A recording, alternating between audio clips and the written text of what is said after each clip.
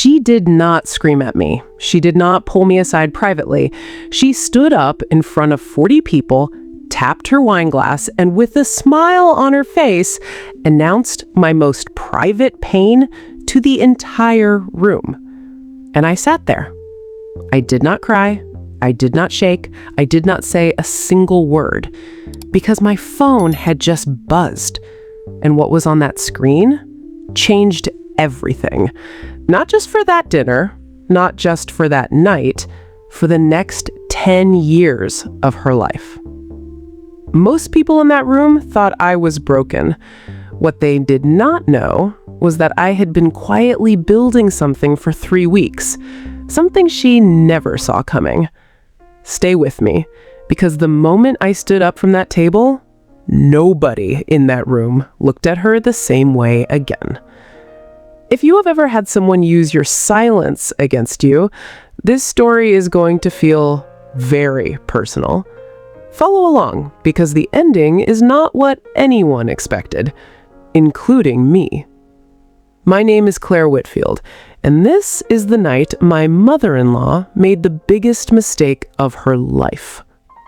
I need you to understand something before I tell you what happened at that dinner. I am not a dramatic person. I do not make scenes. I do not raise my voice in public. I was raised in a quiet house in Burlington, Vermont, by a mother who believed that your dignity was the one thing nobody could take from you unless you handed it to them. I have held on to that my entire life, even when it was hard, especially when it was hard. I married Derek Whitfield 6 years before that dinner. We met at a work conference in Boston. He was funny and warm, and he looked at me like I was the most interesting person in the room. We dated for 2 years. We got engaged on a Tuesday morning in our kitchen.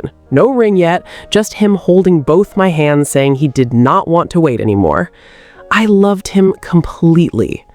His mother, Diane Whitfield, was a different story.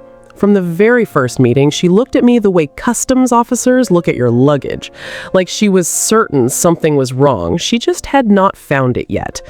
She never said anything cruel directly. That was not her style. She operated in suggestions, in raised eyebrows, in comments that sounded like compliments, but landed like something else entirely. At our rehearsal dinner, she told me I looked beautiful and then said, "Derek always did love a project." She laughed. Everyone laughed. I smiled. I filed it away. That was always my system with Diane. I filed things away. I did not react. I did not give her the satisfaction of seeing me rattled, because women like Diane feed on reaction. Take that away from them and they have nothing. The problem was Derek. Derek loved his mother the way some men love a habit they know is bad for them. He could see what she did. I know he could see it.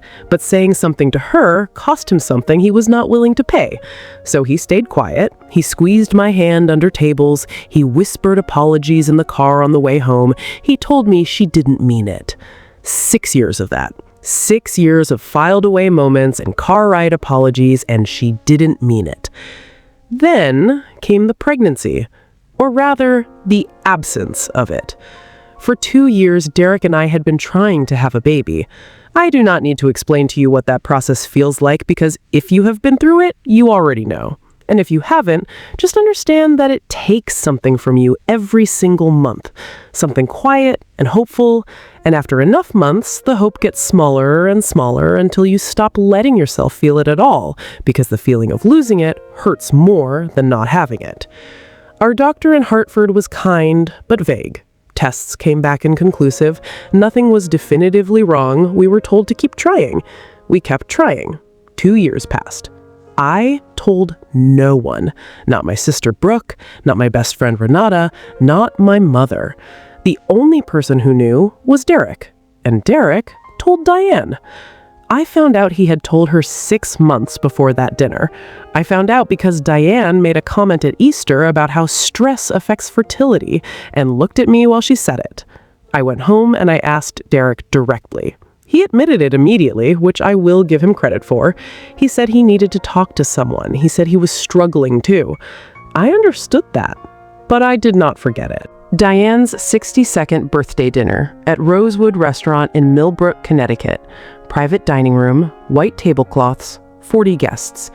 The kind of evening where everything looks elegant on the surface and you do not see the current underneath until you are already caught in it. Derek and I arrived at 7. I wore a navy dress. I had gotten a blowout that afternoon.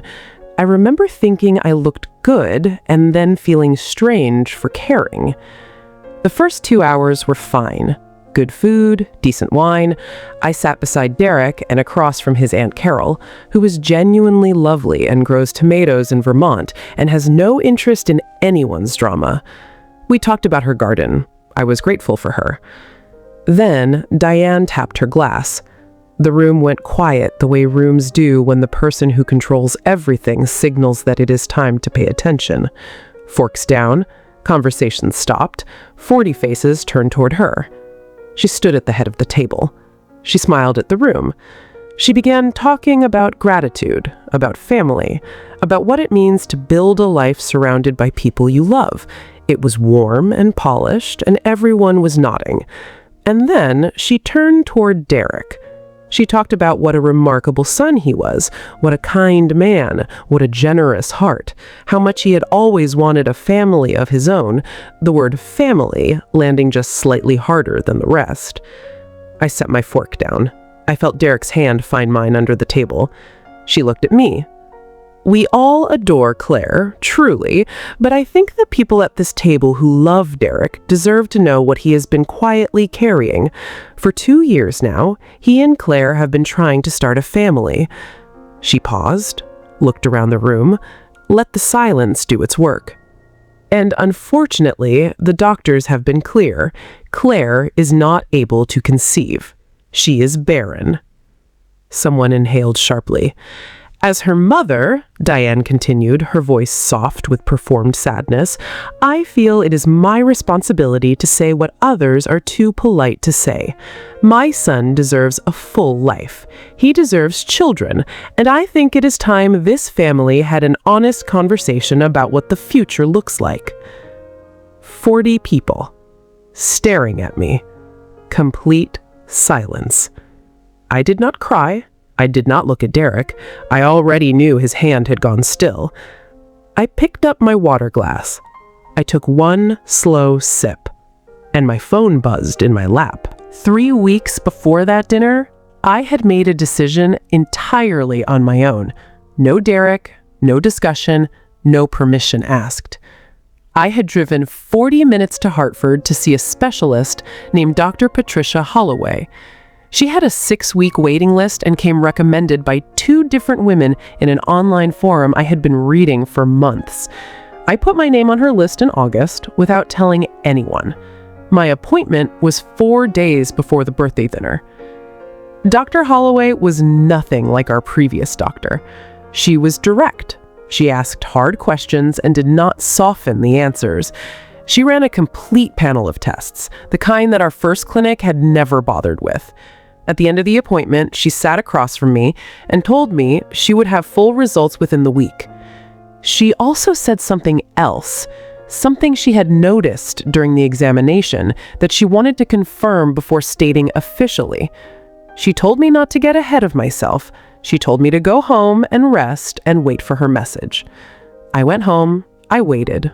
I did not tell Derek. 4 days later, I was sitting at his mother's birthday dinner in a navy dress holding a water glass while she told 40 people I was broken. And my phone buzzed. The message was from Dr. Holloway's office. Claire, your full results are in, and everything looks completely normal on your end. No issues identified. I also want to officially confirm what I mentioned at your visit. You are approximately 5 weeks pregnant. Please call us first thing tomorrow to schedule your prenatal appointment. We are so happy for you. Congratulations.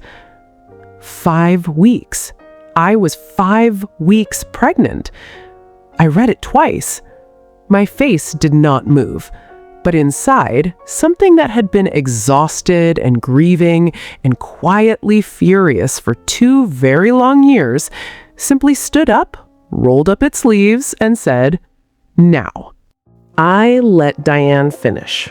I let her sit back down, looking satisfied. I let the silence sit over the table for 10 full seconds. Then I stood up. I did not rush. I did not raise my voice. My mother always said your dignity is the one thing nobody can take unless you hand it to them. I was not handing it to anyone that night.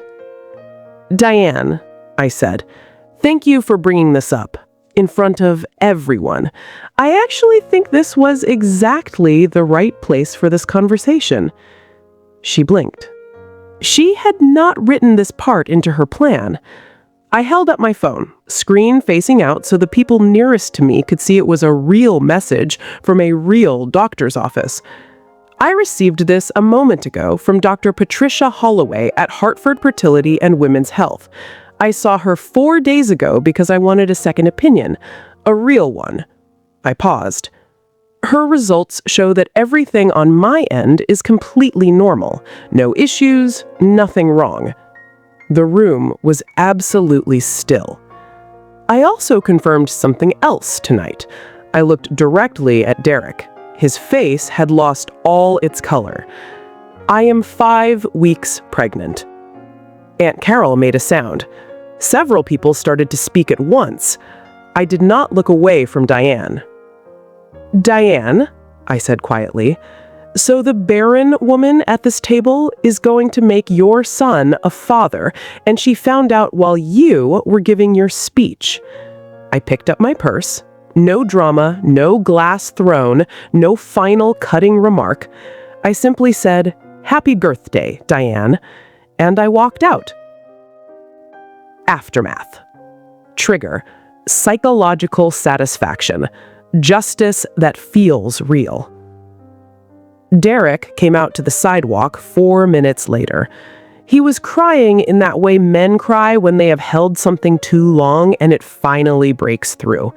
He stood next to me in the cold October, and he could not find words for a long time. Then he said, "Claire, I am so sorry." I told him I did not need the apology on the sidewalk. I needed it in the form of what happened next. We did not speak to Diane for 3 weeks. She called Derek every single day. The first week, he did not answer. The second week, he picked up and told her clearly, not angrily, but clearly, that she owed me a real apology, not the kind that begins with, "I am sorry you felt hurt." A real one that begins with, "I was wrong." She left me a voicemail on a Tuesday afternoon, 4 minutes and 17 seconds long. I listened once. I saved it. Not because I needed it as ammunition, but because I had learned something from Diane herself. Documentation matters. 7 months later, she met our daughter at Mercy Hospital in Hartford. I had decided to allow it because Derek had spent those 7 months showing me through consistent daily action that he understood what I needed from him going forward. He wasn't perfect, but he was present, which was more than I had gotten in 6 years. Diane held Nora very carefully, like something she was afraid of dropping. She did not make speeches. She did not perform for the room. She looked down at that baby and she looked up at me, and her eyes were full of something I had never seen from her before. I did not fill the silence for her. I took my daughter back. I held her against my chest. I looked out the hospital window at the gray February parking lot, and I felt something settle inside me that I did not have a clean word for. Not revenge, not victory, something quieter than both of those.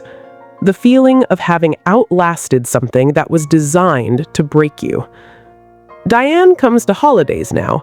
She is careful with her words. She does not make toasts. She does not tap her glass. She asks before she picks up Nora, and she puts her down when I say it's time. She knows I will stand up. She knows my phone might buzz, and she has learned that I do not wait 30 seconds anymore.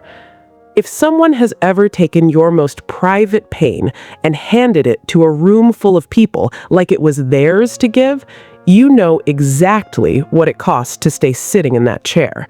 and you know exactly what it felt like to finally stand up. Drop a I below if you stayed standing. Subscribe, because next week's story is even harder to believe.